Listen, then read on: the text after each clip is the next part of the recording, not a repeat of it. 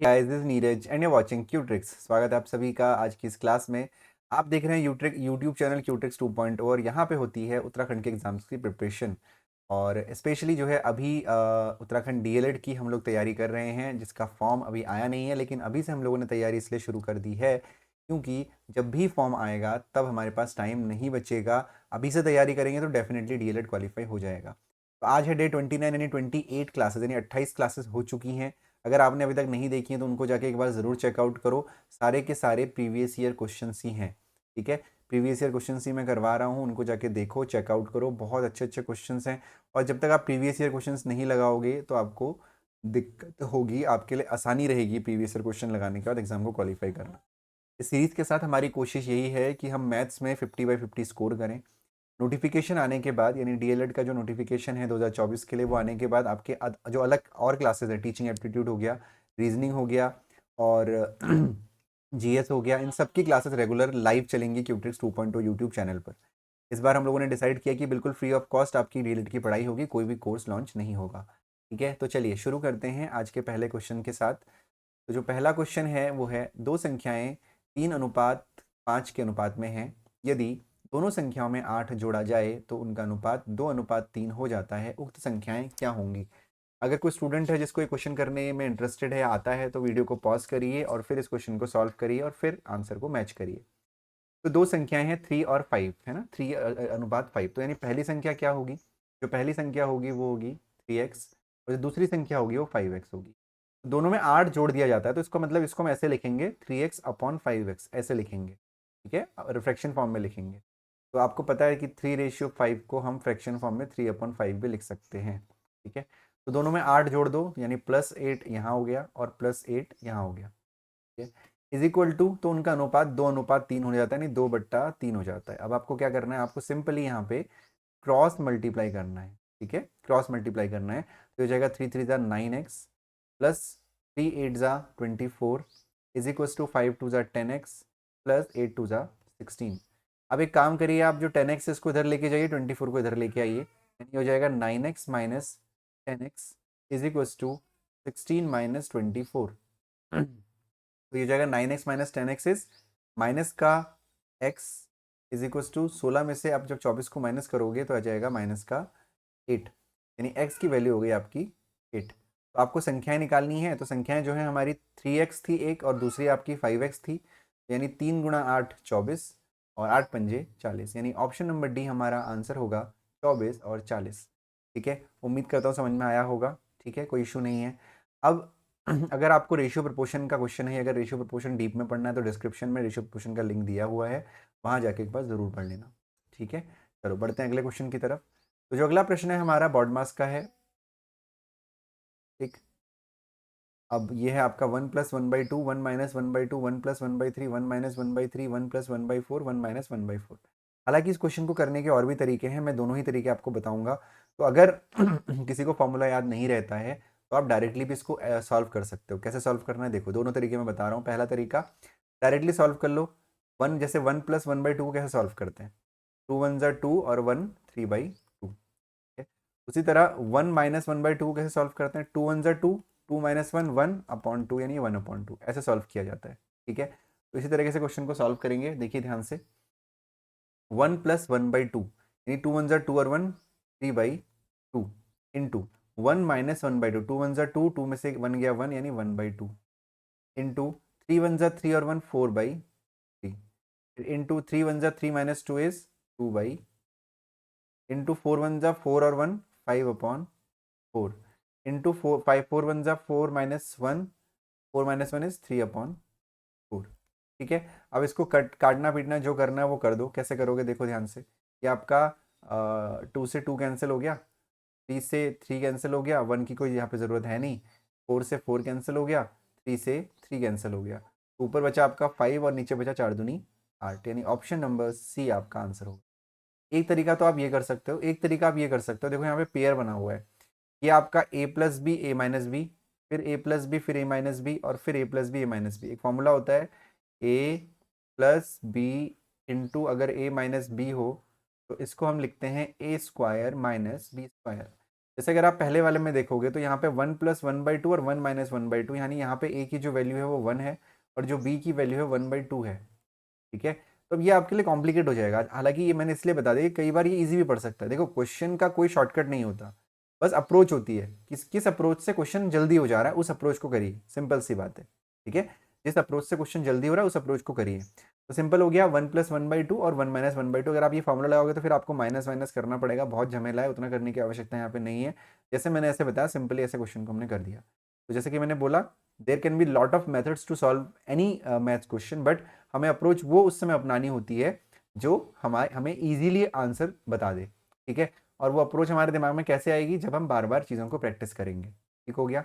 अगला क्वेश्चन देखते हैं, ध्यान से देखिएगा। अभी क्वेश्चन है स्पीड टाइम डिस्टेंस का। स्पीड टाइम एंड डिस्टेंस यानी समय, दूरी और चाल। ठीक है, तो स्पीड टाइम डिस्टेंस अगर किसी को बिल्कुल भी नहीं आता, बेसिक नहीं आता, तो डिस्क्रिप्शन में लिंक है, मैंने खुद पढ़ा रखा है। मेरी गारंटी है आप किसी भी स्ट्रीम के हैं, आप आर्ट्स के हों, कॉमर्स के हों, बायो के हों, आपको डेफिनेटली वो सब में समझ में आ जाएगा। ठीक है, चलो शुरू करते हैं।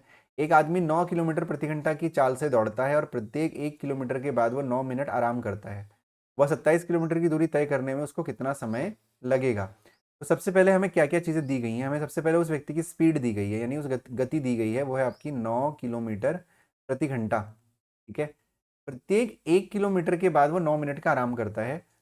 वह 27 किलोमीटर की दूरी तय करने में उसको कितना समय लगेगा? तो सबसे पहले तो हम ये देख लेते हैं कि 27 किलोमीटर चलने में उसको एक्चुअली अगर इस स्पीड से दौड़ रहा है तो कितना टाइम लगेगा। फिर 9-9 मिनट के हिसाब से उसको हम ऐड कर लेंगे। ठीक है, कितना समय लगेगा। सबसे पहले स्पीड है 9 किलोमीटर पर आवर और डिस्टेंस है आपका 27 किलोमीटर। तो एक्चुअली अगर उसने हर 1 घंटे बाद 9 मिनट का आराम नहीं किया है, हर 1 घंटे बाद अगर उसने 9 मिनट का आराम नहीं किया है तो उसको कितना टाइम लगेगा? उसको टाइम लगेगा, फॉर्मूला होता है, देखो ध्यान से, speed equals to distance upon time, यानी time is equals to distance upon speed. यानी time is equals to distance है 27 और स्पीड है 9, तो 9 3 27, यानी टाइम आपका हो गया 3 घंटे। उसको 3 घंटे लगेंगे जब वो बिना रुके जो है इसी स्पीड से चलता रहेगा, तो 27 किलोमीटर की दूरी तय करने में उसको 3 घंटे का समय लगेगा। लेकिन हमसे बोला है कि हर 1 किलोमीटर के बाद वो 9 मिनट का आराम करता है, हर 1 किलोमीटर बाद। ध्यान रखिएगा, हर 1 किलोमीटर के बाद। और टोटल डिस्टेंस कितनी है? 27 किलोमीटर। अब यहाँ पे आपको समझना पड़ेगा, कई लोग क्या कर सकते हैं कि सीधे 27 से 9 को मल्टीप्लाई कर देंगे, है ना? नहीं, ऐसा नहीं करना। क्यों? क्योंकि 27 किलोमीटर खत्म, अगर आप 27 से 9 को मल्टीप्लाई कर रहे हो तो इसका मतलब 27 खत्म होने के बाद भी आपने उसका 9 मिनट का आराम जोड़ दिया है ना? 9 मिनट का आराम आपने तब भी जोड़ दिया है। जरा समझना ध्यान से, इस 27 की जगह मैं मान ले रहा हूँ कि हमारे पास 4 किलोमीटर है। अब 4 किलोमीटर मान लो, समझाने के लिए मैं बोल रहा हूँ, 4 किलोमीटर है आपके पास, कि 4 किलोमीटर की दूरी किसी को तय करनी है और हर एक घंटे बाद, सॉरी, हर 1 किलोमीटर के बाद वो 9 घंटे का 9 मिनट का आराम करता है। तो अगर 4 किलोमीटर है तो क्या हमारा 9 मिनट के आराम के हिसाब से आएगा? जरा ध्यान देना। मैं इसको 4 पार्ट में डिवाइड कर रहा हूँ। ये पहला स्टेप हो गया, पहला पॉइंट हो गया। यहाँ से 4 किलोमीटर ये हो गया, ये दूसरा पॉइंट हो गया। फिर सॉरी, 4 नहीं, 1 किलोमीटर हो गया, 1 किलोमीटर, दूसरा 1 किलोमीटर, तीसरा 1 किलोमीटर और चौथा 1 किलोमीटर। अब वो 9-9 मिनट का आराम कहाँ कहाँ पे करेगा? यहाँ पे तो करेगा नहीं, यहाँ से तो उसने जर्नी अपनी स्टार्ट करी है। यहाँ पे 9 मिनट का आराम करेगा, ठीक है, यहाँ पे 9 मिनट का आराम करेगा और यहाँ पे 9 मिनट का आराम करेगा, है ना? यानी पूरे 4 किलोमीटर में से उसने 1 किलोमीटर, 2 किलोमीटर, 3 किलोमीटर, 4 किलोमीटर, तो 4 में से उसने कितने बार आराम किया है? 3 बार तो कर रहा है ना। 1 किलोमीटर चला, उसने आराम करा, दूसरा किलोमीटर चला, आराम करा, तीसरा चला, आराम करा, लेकिन चौथे के बाद वो आराम नहीं करेगा क्योंकि वो पहुंच चुका है। तो यानी कहने का मतलब है कि जितना भी किलोमीटर है उससे एक माइनस, है ना? यानी उसने कितना मिनट आराम किया? 9 और 9 18 और 9 27, 9 27 मिनट उसने यहाँ पे आराम किया जब 4 किलोमीटर था। तो ये 27 कैसे आया? 4 में से एक वैल्यू हमने कम कर दिया और 3 × 9 कर दिया। तो मैं आपको यही समझाना चाह रहा था कि 27 से आप मल्टीप्लाई नहीं करेंगे, यहाँ पे आप क्या करेंगे? 26 से मल्टीप्लाई करेंगे। समझ में आ गया होगा क्यों करेंगे, है ना? एक को आपको कम करना है, ठीक है? तो देखो ध्यान से, 26 × 9 करो, 9 6 × 54, कैरी 5, 9 2 18, 18 और 5 आपका 23 होता है। 234 मिनट हो गया। अब इस मिनट को पहले, अब देखो ऑप्शन जो है हमारे पास घंटे में भी है, मिनट भी है, तो इसको हम लोग घंटे मिनट में कन्वर्ट कर लेते हैं, ठीक है? 234 मिनट को, तो 1 घंटे में 60 मिनट होता है, यानी पहले तो इसको 60 से डिवाइड कर लो, है ना? तो ये 234 है। तो अब जब आप देखोगे तो 6 4 = 24 होता है ना? तो 6 3 हो गया, तो इसको हम लिख सकते हैं 180 मिनट प्लस 180 मिनट हो गया, बाकी 234 और 180 में से 234 में से 180 माइनस कर दो, तो 34 तो वो हो गया, उधर हो गया, और इधर 20 हो गया, यानी ये आपका हो गया 54 मिनट। ठीक हो गया, 54 मिनट हो गया। यानी 180 मिनट का मतलब क्या होता है, 3 घंटे, 3 घंटे प्लस 54 मिनट, 54 मिनट। तो जब वो नहीं रुका है तब 3 घंटे तो उसको लगने ही है, उसके अलावा जब वो रुक रुक के आ रहा है तो ये वाले 3 घंटे हो गए, प्लस ये वाले 3 घंटे हो गए, प्लस ये वाले 54 मिनट हो गए। यानी 3 और 3 6 घंटे प्लस 54 मिनट आपका आंसर होगा, जो कि है ऑप्शन नंबर सी। होपफुली समझ में आया होगा कि यहाँ पे 26 × 9 मैंने क्या क्यों किया है। कोई दिक्कत नहीं होनी चाहिए आपको। अगर तब भी कोई दिक्कत है तो कमेंट सेक्शन में मुझे बताइएगा, मैं आपका सोल्यूशन फिर से एक बार मैं आपको बता दूंगा। ठीक है, चलो बढ़ते हैं अगले क्वेश्चन की तरफ। तो जो अगला क्वेश्चन है हमारा, एक ईंट की माप 20 सेंटीमीटर गुणा 10 सेंटीमीटर गुणा 7.5 सेंटीमीटर है, तो 20 मीटर गुणा 2 मीटर गुणा 0.7 मीटर माप की दीवार बनाने में कितनी ईंटें लगेंगी। अब इस बात का आप लोग ध्यान रखेंगे हमेशा, ऐसे क्वेश्चंस में क्या करना है, जैसे मान लीजिए ये क्वेश्चन है कि एक दीवार आपको बनानी है और ईंटों की दीवार बनानी, तो कितने ईंटों की आवश्यकता है, या एक फर्श पे आपको टाइल बिछानी है, ध्यान से सुनिएगा, एक फर्श पे आपको टाइल बिछानी है, तो आपको उस पूरे फर्श का आपको डायमेंशन दे रखा है, लंबाई गुणा चौड़ाई दे रखा है, और आपसे बोला गया है कि एक टाइल की आपको लंबाई और चौड़ाई गुणा दे रखी है, डायमेंशन दे रखा है, तो आपको नंबर ऑफ टाइल्स बतानी है। या यूं कहें कि एक बड़े से बॉक्स में कुछ छोटे छोटे कुछ सामान रखने हैं, तो छोटा सामान है उसका डायमेंशन आपको दे रखा है और उस बॉक्स का डायमेंशन दे रखा है। तो इस हर केस में आपको क्या करना है, पहला केस दीवार वाला केस, आपको दीवार के वॉल्यूम को डिवाइड कर देना है एक ईंट के वॉल्यूम से, आपका आंसर आ जाएगा। ठीक है, वॉल्यूम का मतलब डायमेंशन, लंबाई गुणा चौड़ाई गुणा ऊंचाई, जहां पे लंबाई गुणा चौड़ाई है केवल उसको, जहां पे ऊंचाई है वहां पे ऊंचाई को भी। उसी तरह अगर आपको टाइल बिछानी है, तो आपको जिस एरिया पे टाइल बिछानी है उस एरिया का एरिया यानी उसका डायमेंशन एरिया डिवाइड कर दोगे उसको एक टाइल के एरिया से। सिमिलरली अगर किसी बॉक्स में भर रहे हो, तो सिंपल सा उस जो बॉक्स में भरना है उस बॉक्स का डायमेंशन यानी लंबाई गुणा चौड़ाई गुणा ऊंचाई बट्टा यानी अपॉन जो एक सामान उसमें भर रहे हो उसका जो डायमेंशन दे रखा है उससे उसको डिवाइड कर दोगे। ठीक है, तो ये दीवार वाला है, तो दीवार वाले में हम क्या करेंगे, दीवार वाले में हम दीवार का जो डायमेंशन है उसको डिवाइड करेंगे एक ईंट के डायमेंशन, तो नंबर ऑफ ईंट हमारे पास आ जाएगी। ठीक है, समझ में आ गया। अब देखो ध्यान से, ये क्लियर हो गया ना, इतना समझ में आ गया। लेकिन उससे पहले एक चीज हमें हमेशा ध्यान रखनी है, वो क्या कि जो यूनिट है वो सेम होनी चाहिए। ये सेंटीमीटर है, ये सेंटीमीटर है, ये सेंटीमीटर है, अब ये मीटर है, ये मीटर है, ये मीटर है। ध्यान रखिएगा ये 6 की 6 यूनिट, ठीक है, ये 6 की 6 यूनिट जो है आपका सेम होनी चाहिए। तो अब ये सेंटीमीटर में, ये मीटर में, तो काम करो सेंटीमीटर से मीटर में करोगे तो डेसिमल में हो जाएगा, तो मीटर को सेंटीमीटर में कर लेते हैं। तो 1 मीटर में 100 सेंटीमीटर होता है, नहीं 20 मीटर में 200 सेंटीमीटर हो गया, गुणा 2 मीटर में कितना, अरे सॉरी, 1 मीटर में 100 सेंटीमीटर, तो 2 मीटर में 200 2000 हो जाएगा, 2 सेंटीमीटर 2 मीटर में 200 सेंटीमीटर, और 0.75 में 75 सेंटीमीटर, है ना। अब दीवार का कितना हो गया dimension, 2000 into 200 into 75 upon 20 into 10 into 7.5। ठीक है, यहाँ से डेसिमल हटाइए, जीरो बढ़ाइए, और 75 से इसको 10 टाइम्स कट कर दीजिए। 10 से 10 कट कर दिया, 20 से ये कट गया आपका, 20 से कम 20 10, तो आपका आंसर आ गया 2 के बाद 1 2 3 4 0, यानी ऑप्शन नंबर डी, यानी 20,000 ईंटों की आवश्यकता है उस पूरी दीवार को बनाने के लिए। ध्यान रखिएगा, पूरे ईंटों का जो डायमेंशन है, पूरे दीवार का जो डायमेंशन है, उसको एक ईंट के डायमेंशन से आपको डिवाइड करना है। ठीक है, क्लियर है इतना, बिल्कुल डिफिकल्ट नहीं है, आसान है। बढ़ते हैं हमारे अगले क्वेश्चन की तरफ। तो जो हमारा अगला क्वेश्चन है वो है 64/125 की पावर -2/3 का सरलीकृत मान क्या होगा, यानी इसको आपको सिंप्लीफाई करना है।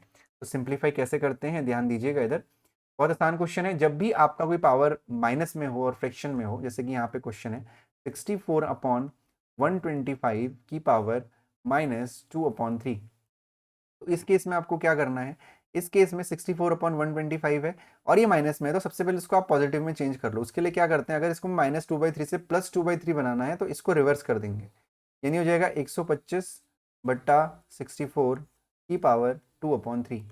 ठीक हो गया। नेक्स्ट स्टेप में इस 125 को हम लिख सकते हैं 5 का क्यूब अपॉन 4 का क्यूब, लिख सकते हैं नहीं लिख सकते हैं, और इसकी पावर हो जाएगा 2/3। नेक्स्ट हो जाएगा आपका 5/4 की पावर क्यूब, और इस पूरी की पावर आपका हो जाएगा 2/3। चलो साइड चला गया थोड़ा सा, कोई दिक्कत नहीं है। इसका पावर हो जाएगा 2/3।